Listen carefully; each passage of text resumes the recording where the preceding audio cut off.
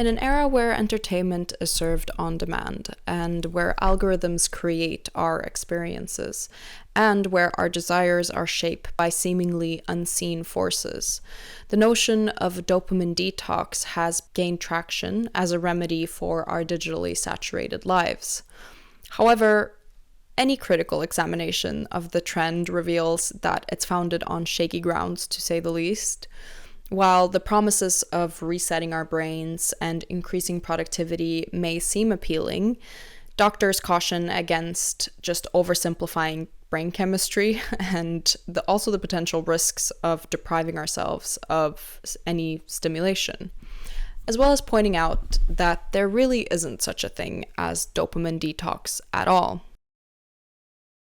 Now, in the past, seeking entertainment required effort and intention, whether it was visiting a library to peruse books or attending a live performance. Individuals actively engaged in the pursuit of their leisure activities. However, in today's hyper-connected world, entertainment is delivered to us effortlessly.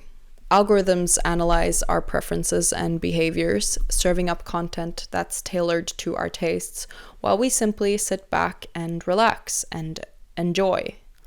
We find ourselves passively consuming a steady stream of not only recommendations, but products and personalities, shaping our identities and experiences in ways that we may not even fully comprehend. And this phenomenon, of course, raises questions about the nature of desire and the extent to which we are influenced by external forces. The saying, "you are the company you keep," used to refer to us being a sort of reflection of the closest people around us. However, today it seems that it's our digital companions, aka the algorithms that dictate our digital interactions, that have become equally, if not more, influential on who we are. And these algorithms don't only reflect our preferences, but they also shape them, subtly nudging us toward certain behaviors or consumption patterns that we might not have wanted if it wasn't for the incessant, constant exposure to it.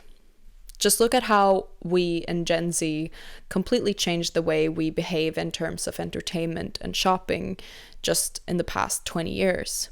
We're used to always being online and perpetually entertained, as well as having anything from our favorite TV shows to furniture on demand. One study from 2017 found that 80% of children aged 0 to 8 have access to a smartphone or tablet. And the desire for instant gratification is a vicious cycle of consumerism. Corporations tell consumers that they can expect to get what they want when they want. So consumers then come to expect to get what they want when they want it, and corporations find themselves in an arm race to provide even more convenience. Now, you could describe this preference for instant gratification as a form of entitlement, and I'm sure Dave Ramsey is somewhere doing just that right now. But it's ultimately not even very self-serving. It's actually making life worse for Gen Z and others, while only really serving the interest of corporate profit. Gen Z and millennials both have shorter attention spans than previous generations. Quote, according to current research, the typical person has an attention span of 8.25 seconds, which is 4.25 seconds shorter than in 2000.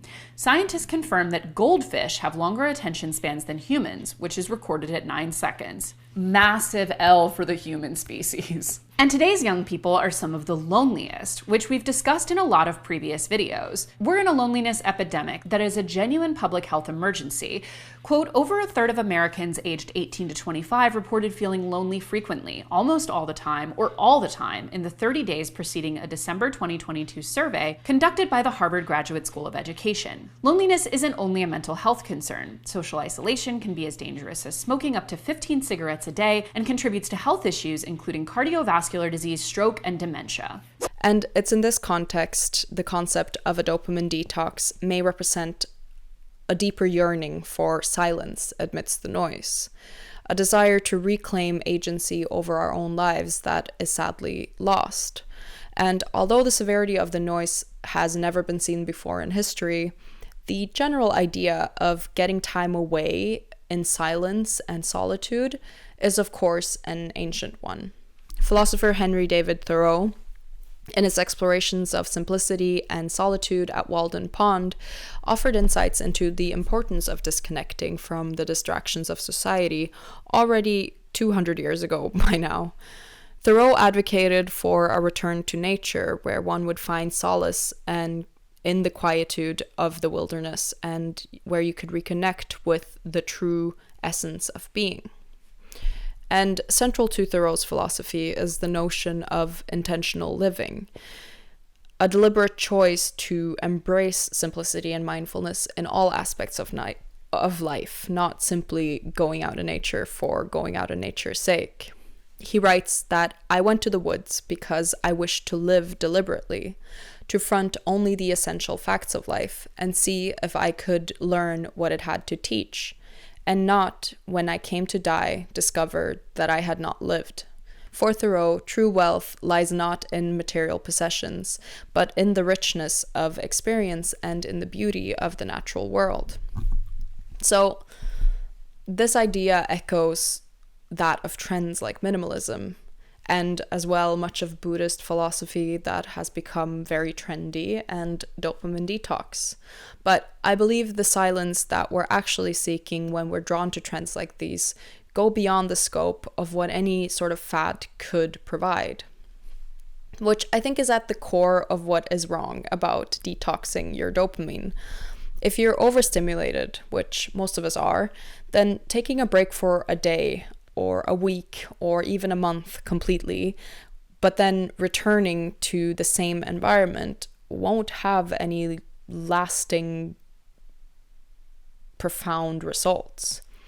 It would be great if it could, but you're not addressing the true concern, which is about how you live your day-to-day life. I think a more genuine interpretation of what a dopamine detox could mean would probably involve not a complete withdrawal from technology, but rather a deliberate effort to cultivate spaces for stillness and reflection in your life. In other words, a mastery of curation, if you will.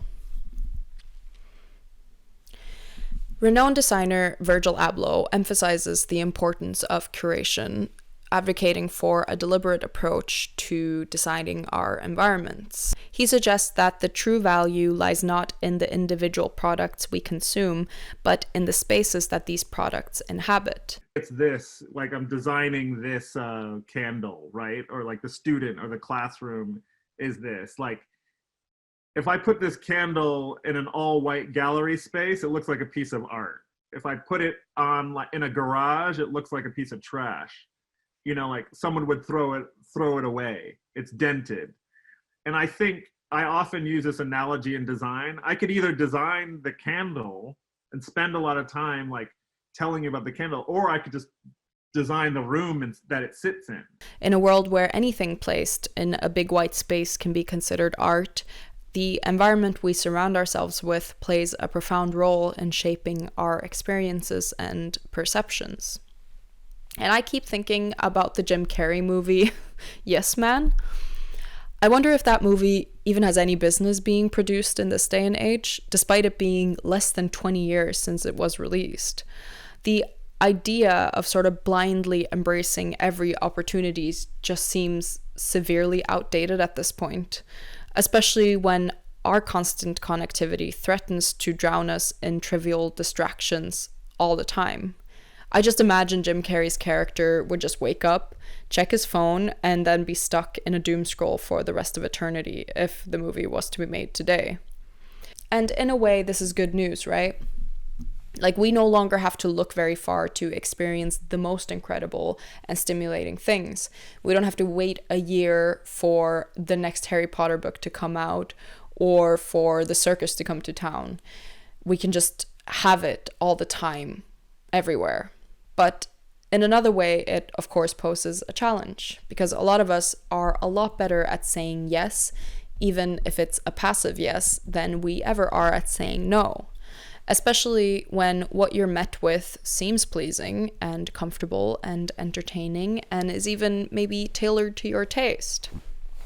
Saying no can then seem wholly unnatural.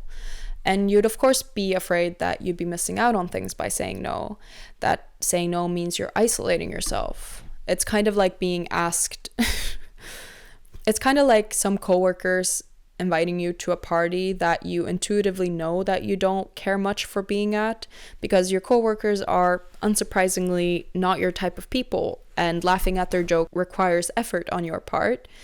But yet you'll doubt your decision for saying no because you don't want to never be invited out again.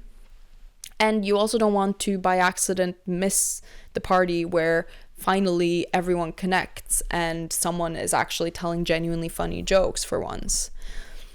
But it's confronting that difficulty of saying no that is exactly what ends up getting us what we want, not saying yes.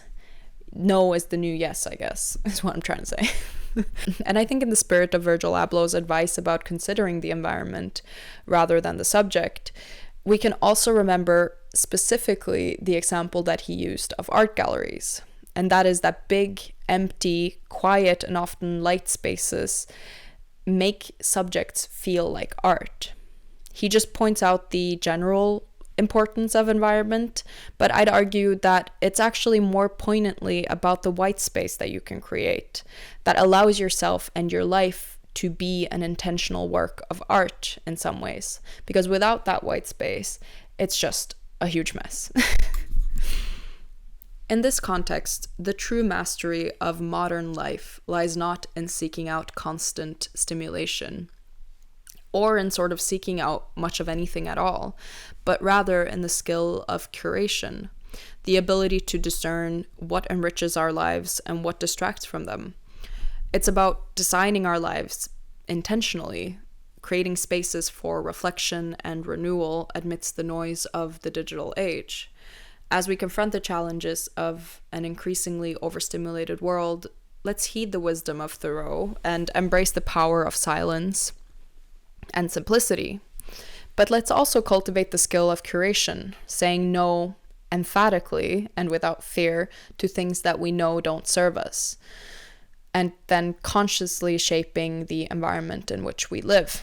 Because only then can we find any true fulfillment and meaning in an ever-changing and chaotic space, I think.